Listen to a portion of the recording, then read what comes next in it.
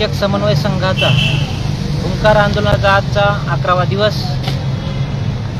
11वा दिवसाच्या पार्श्वभूमीवर आज मंत्रालयीन स्तरावर इथे बसलेल्या बांधवांना आणि घरी बसलेल्या बांधवांना या संदर्भातलं महत्त्वाचं नेमकं हालचाल काय आहे, मंत्रालय स्तरावर आपल्या संदर्भातल्या मागणीची पूर्तता कुठपर्यंत आली आहे आणि ही पूर्तता करत असताना नेमकी आता कोणत्या बाबीची गरज भासते, अशा अनेक गोष्टींचा उहापोह माझ्या समवेत प्राध्यापक संतोष वाहक सर हे माझ्या समवेत मंत्रालयात उपस्थित होते.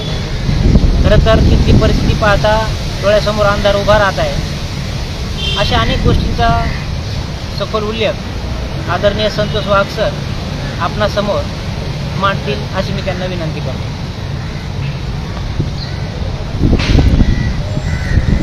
नमस्कार. दिनांक 16 ऑगस्टपासून शिक्षक समन्वय संघाच्या माध्यमातून हुंकार आंदोलन आपण आझाद मैदान या ठिकाणी सुरू केलं. हुंकार शिक्षकांचा, हुंकार हक्कासाठी हे आपलं ब्रीद आहे. आज 26 ऑगस्ट 2024 आज 11वा आंदोलनाचा दिवस जरी असला तरी एक महत्त्वाचा दिवस म्हणूनही आपण या दिवसाची आठवण काढतो. तो दिवस म्हणजे 26 ऑगस्ट 2019ला याच आझाद मैदानवर कनिष्ठ महाविद्यालयीन शिक्षकांच्या आंदोलनावर लाठीचार्ज केला गेला आणि त्या लाठीचार्जमध्ये प्रथम पहिली लाठी खाल्लेला जो आमचा सहकारी बांधव आहे सचिन भोपळे सर, आज ते दिवंगत झालेले आहेत. अशा या दिवंगत सरांना भावपूर्ण श्रद्धांजली. त्याचबरोबर या आंदोलनामध्ये ज्या सहभागी लढवय्ये सहकारी होते त्या सर्व सहकाऱ्यांना नमन. आजपर्यंत आपल्याला 2 टप्पे आंदोलनाचे मिळाले आहेत. आताच माझे सहकारी मान्य KP sir, Kamble sir, Arjunkar sir, आमचे जे सहकारी या ठिकाणी आंदोलन लावलं आहे यांनी ह्या गोष्टीची तुमच्या समोर सर्व बांधवांना विनंती केली आहे की अजूनही परिस्थिती आपल्या हातात आहे.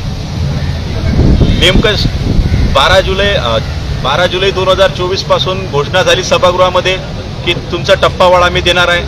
जून 2024 पासून तर डिसेंबर 24 पर्यंत एरियस आम्ही देणार आहे. त्या पद्धतीनं राज्यामध्ये आपण आंदोलनं केली, प्रत्येक जिल्हा स्तरावर आंदोलनं केली, विभाग स्तरावर आंदोलनं केली, उपोषणं केली. प्रत्येक आंदोलनकर्त्याचा, आंदोलन करणाऱ्या लोकांचा आदर आहे. परंतु तरीही शिक्षण खात्याकडून ज्या पद्धतीनं सांगितलं जात होतं आपल्याला की तुमचं काम होणार आहे, GR काढणार आहोत, आम्ही तुम्हाला न्याय देणार आहोत, त्या पद्धतीनं आपण 13 ऑगस्टपर्यंत हे आंदोलन, हुंकार आंदोलन सुरू करण्याच्या आधी शासनाला आपण काय केलं होतं, सांगितलं होतं की आमचा 13 ऑगस्टपर्यंत जर शासन आदेश निघाला तर आम्हाला आंदोलन करण्याची गरज नाही. परंतु शासनाच्या स्तरावर तशा कुठल्याही हालचाली झालेल्या नव्हत्या. फक्त प्रस्ताव शिक्षण खात्याकडून तयार झालेला आहे एवढं सांगण्यात येत होतं. म्हणून आपण 16 ऑगस्टपासून हुंकार आंदोलन सुरू केलं. आंदोलन सुरू कोणी केलं? काही लोकांचा आक्षेप असते यांनी सुरू केलं, त्यांनी. आंदोलन आपण सुरू केलं. समन्वय संघ हा तुमच्या आपल्या प्राथमिक, माध्यमिक व उच्च माध्यमिक शिक्षकांनी हक्कासाठी बांधलेली मोठ आहे.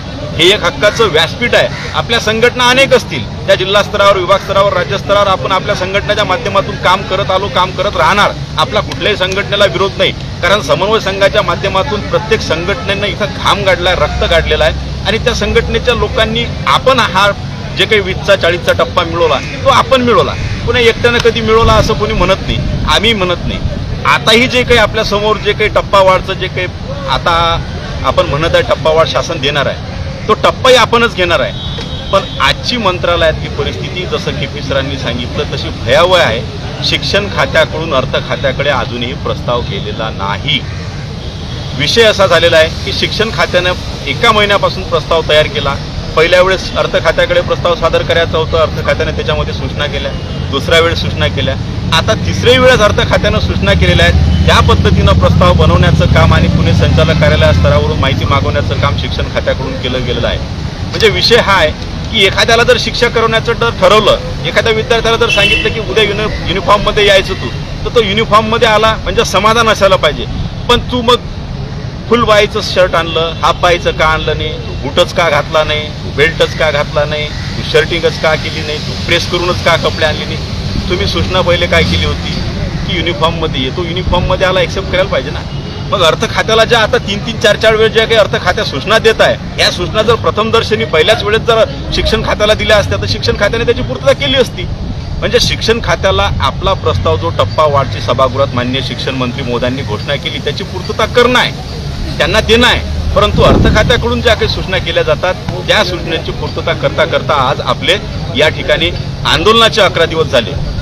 बांधव, आज जर आपल्याला न्याय घ्यायचा असेल तर तुम्हाला कोण काय म्हणते यापेक्षा तुमचं मन काय म्हणते, तुमचं मन निश्चित ग्वाही देणार आहे की या ठिकाणी जे आपण प्रत्येक वेळी आंदोलन केलं पहिल्या टप्प्याचं 20 साठी, 40 साठी, 60 साठी, त्या आझाद मैदानाच्या आंदोलनातूनच आपल्याला तो टप्पा मिळाला.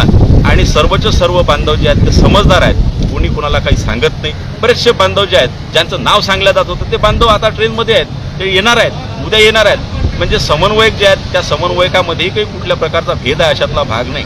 सर्व समन्वयक जे आहेत ते एकत्र आहेत. आणि समन्वयक म्हणजे कोण? समन्वयक म्हणजे तुम्ही आम्ही.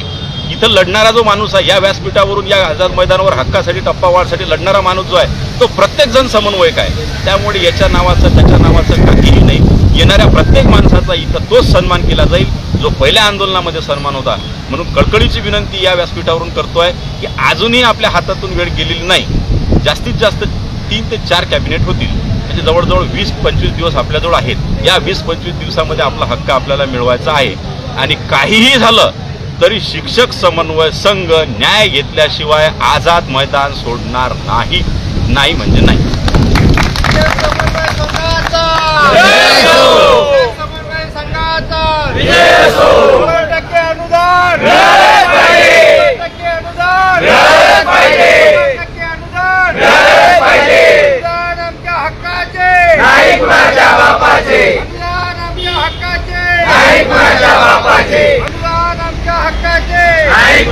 हक्काचे